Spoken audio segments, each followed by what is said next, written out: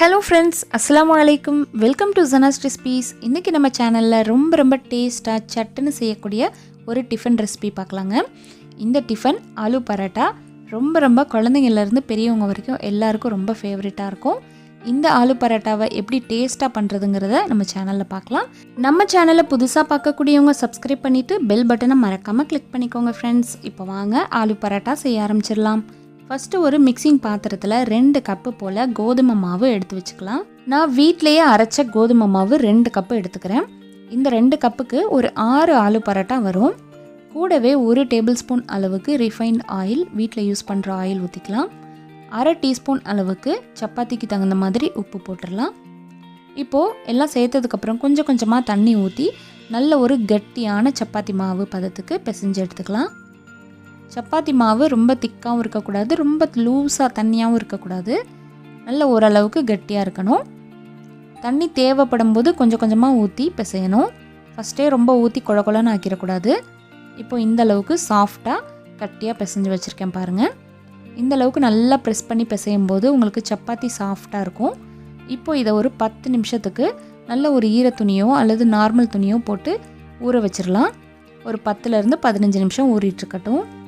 இப்போது இதுக்கிடையில் நான் 2 உருளைக்கிழங்கை நல்லா வேக வச்சுருக்கேன். கொஞ்சமாக உப்பு போட்டு நல்ல குக்கரில் ஒரு 2 விசில் வச்சுட்டு ஆஃப் பண்ணிவிட்டு தோலை உரித்து வச்சுருக்கேன். இப்போ இந்த உருளைக்கிழங்கை நல்லா மசிச்சுக்க போகிறோம். இந்த மாதிரி மசிக்கக்கூடியது இருந்தால் மசிச்சுக்கலாம், அல்லது துருவராக இருந்தாலும் துருவிக்கலாம். எப்படியாச்சும் இந்த உருளைக்கிழங்கை மசிச்சு வச்சுக்கணும். திப்பியாக இருந்துடவே கூடாது. நீங்கள் சூடாக இருக்கும்போதே மசிச்சிட்டிங்கன்னா உங்களுக்கு சட்டுன்னு மசிக்க வந்துடும். இப்போது உருளைக்கிழங்கை நல்லா ஸ்மாஷ் பண்ணியாச்சு. இப்போ இதில் 2 பச்சை மிளகாவை நான் நல்லா நறுக்கிட்டு சேர்த்துக்கிறேன். இது காரம் கம்மியான பச்சை மிளகா தான். ஒரு பெரிய வெங்காயத்தை நல்லா பொடியாக சாப் பண்ணிவிட்டு நறுக்கிட்டு சேர்த்துக்கிறேன். பெரிய வெங்காயம் 1 சேர்த்துருக்கேன். கூடவே கொஞ்சமாக கொத்தமல்லியும் கருவேப்பிலையும் பொடியாக நறுக்கிட்டு சேர்த்துக்கலாம்.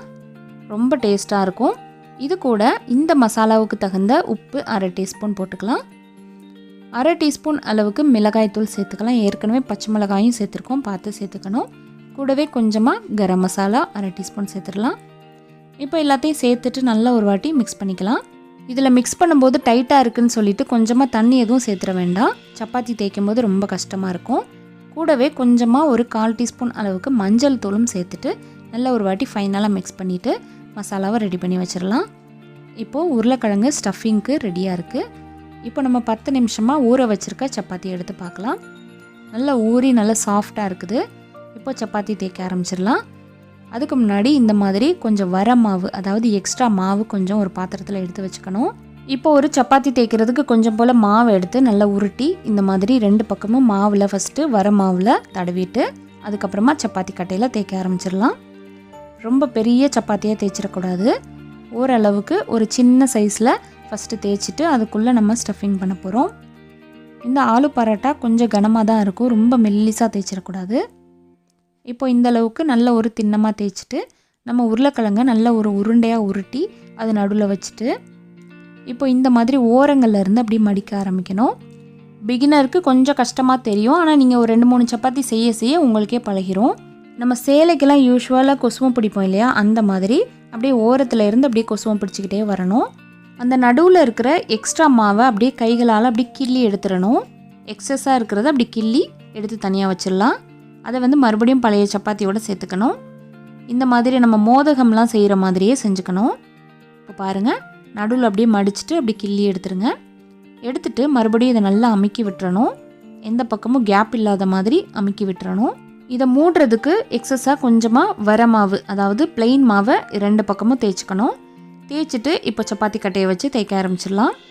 இப்போ இதை எந்த அளவுக்கு தேய்க்கணும்னா, நம்ம எப்போவும் சப்பாத்தியெல்லாம் தேய்க்கிற மாதிரி ரொம்ப ரஃப்பாக ஃபாஸ்ட்டாக தேய்க்கக்கூடாது. ரொம்ப ஜென்டிலாக லைட்டாக தேய்க்கணும். ஏன்னா அந்த உள்ளுக்குள்ளே இருக்கிற ஸ்டஃபிங் வெளியில் வராத விதத்தில் தேய்க்கணும். மாவு போட்டு ரொம்ப அழுத்தாமல் லைட்டாக தேய்ச்சிட்டு இந்த அளவுக்கு ஒரு 6 இன்ச்சுக்கு சப்பாத்தி மாதிரி ரெடி ஆனதுக்கப்புறம் இதை எடுத்து தோசைக்கல்லில் போட்டுடலாம். தோசைக்கல் ஃபஸ்ட்டு போடும்போது நல்லா ஹீட்டாக இருக்கணும். அதுக்கப்புறமா லைட்டாக மீடியமில் தான் வச்சு வேக வைக்கணும். ஒரு 30 செகண்ட் கழிச்சிட்டு 1 டீஸ்பூன் அளவுக்கு ஆயில் ஊற்றிக்கலாம். ஆயில் ஊற்றிக்கலாம், அல்லது நெய் ஊற்றுறதா இருந்தாலும் ஊற்றிக்கலாம், அல்லது பட்டர் வெண்ணெய் கூட ஊற்றிக்கலாம். அது உங்கள் டேஸ்ட்டுகளை பொறுத்து.